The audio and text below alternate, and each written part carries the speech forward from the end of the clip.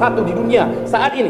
Dan Abu Dhabi harus mengaku kalah dengan kota sebelahnya, Dubai, pemegang rekor gedung tertinggi nomor 1 di dunia hari ini. Bukan di Tokyo, bukan di Hong Kong, bukan di Melbourne, bukan di Sydney, bukan di Prancis, bukan di London, bukan di New York, tetapi ternyata di Arab, yaitu di Dubai. Ketinggian gedung yang ada saat ini nomor 1 dunia namanya Burj Khalifah, 828 meter. Apakah persaingan ini sudah selesai? Belum. Di tepi Laut Merah, di kota Jeddah, saat ini sedang berlangsung pembangunan gedung tertinggi nomor 1 dunia yang akan mengalahkan rekor Burj Khalifah yang ada di Dubai. Kalau Burj Khalifah tingginya 828 meter, maka yang sedang dibangun ini namanya Kingdom Tower oleh orang terkaya nomor 1 di Arab Saudi, Pangeran Al-Walid bin Talal, menghabiskan dana lebih 120 triliun rupiah.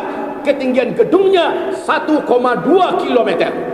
Dan Kuwait baru saja mengumumkan akan mendirikan gedung yang ketinggiannya juga melampaui angka 1 kilometer. Pangeran Muhammad bin Salman sudah mengumumkan kepada seluruh dunia dan membuka para investor sebanyak-banyaknya karena targetnya 2030 selesai membangun kota termewah, termegah, terindah, mengalahkan Abu Dhabi dengan gedung-gedung tertinggi di dunianya namanya NEOM. Di pinggir Laut Merah juga berdampingan dengan Yordania. Luar biasa, menghabiskan dana lebih 6.600 triliun.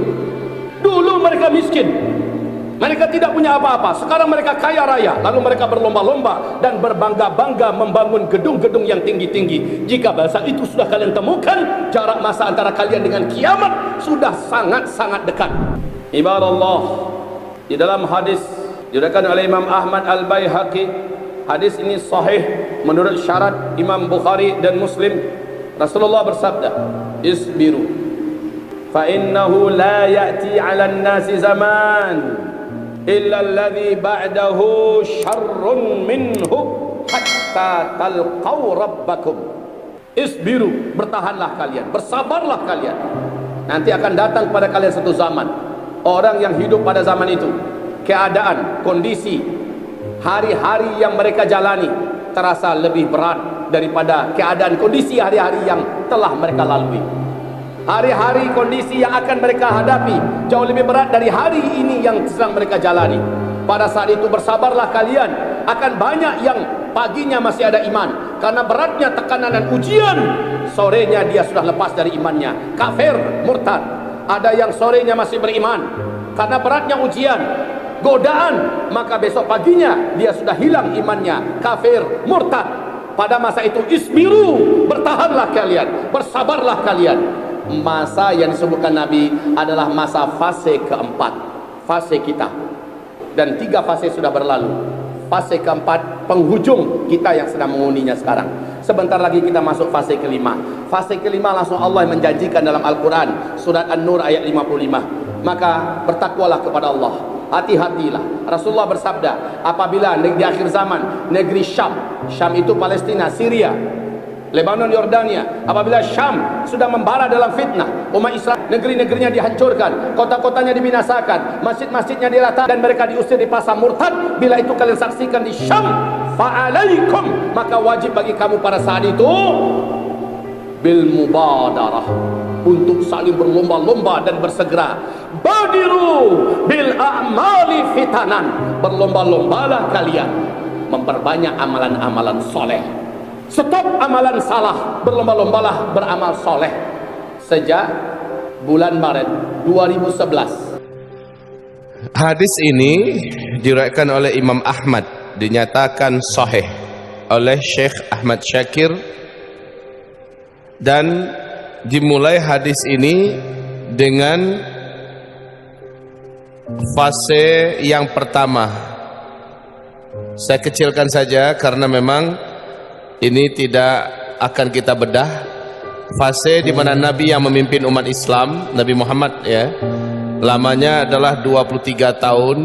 Kemudian setelah itu fase yang kedua, fase umat Islam dipimpin oleh para khulafaur rasyidin, lamanya 30 tahun.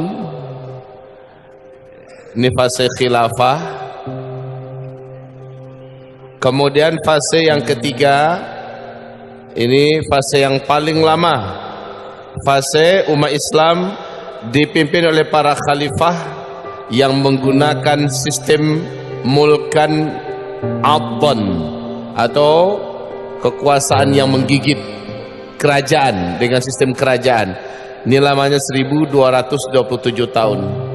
Dan ini berakhir dengan runtuhnya khilafah Islamiyah Al-Uthmaniyah di Turki pada tahun 1924. Pada tanggal 3 bulan Maret 1924 fase ketiga berakhir.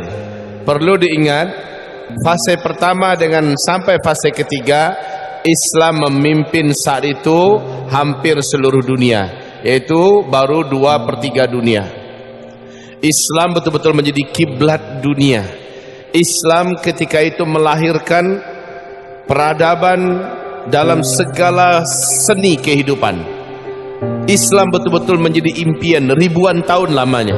2/3 dunia ada di bawah hegemoni Islam yang positif.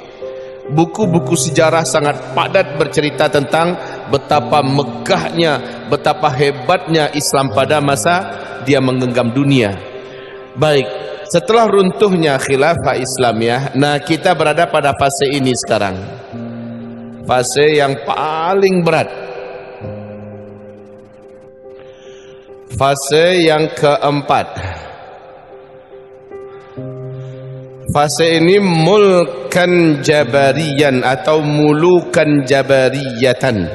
Fase di mana Islam sedang tidak memimpin. Ini fase Islam tidak sedang memimpin. Namanya di sini adalah fase kediktatoran. Jadi yang memimpin negeri-negeri Islam tetap orang Muslim, Bapak-bapak, Ibu-ibu. Tetap orang-orang Muslim, tetapi mereka diktator. Ciri khas mereka benci dengan syariat Islam. Mereka jahat dengan kaum muslimin dan mereka menzalimi para ulama. Ini ciri khasnya. Mereka anti dengan syariat Islam. Ini ciri khasnya di seluruh dunia. Yang paling terakhir bertahan itu adalah Arab Saudi. Tetapi sejak 2017 Arab Saudi juga sudah resmi oleh Muhammad bin Salman menolak diterapkannya syariat Islam di Arab Saudi. Ketika dia berkata dia menolak seluruh hadis sahih, padahal hadis-hadis tentang masalah hukum-hukum Islam hadis sahih, dia menolak itu. Akhirnya Arab Saudi resmi menjadi negara liberal, di mana segala macam kerancuan, kefasikan, kejahilan hadir secara terbuka dan telanjang mata di Arab Saudi. Padahal itu adalah benteng terakhir jalannya syariat Islam di bumi ini di fase keempat. Itu pun sekarang sudah berakhir. Ya, jadi ini fase kediktatoran.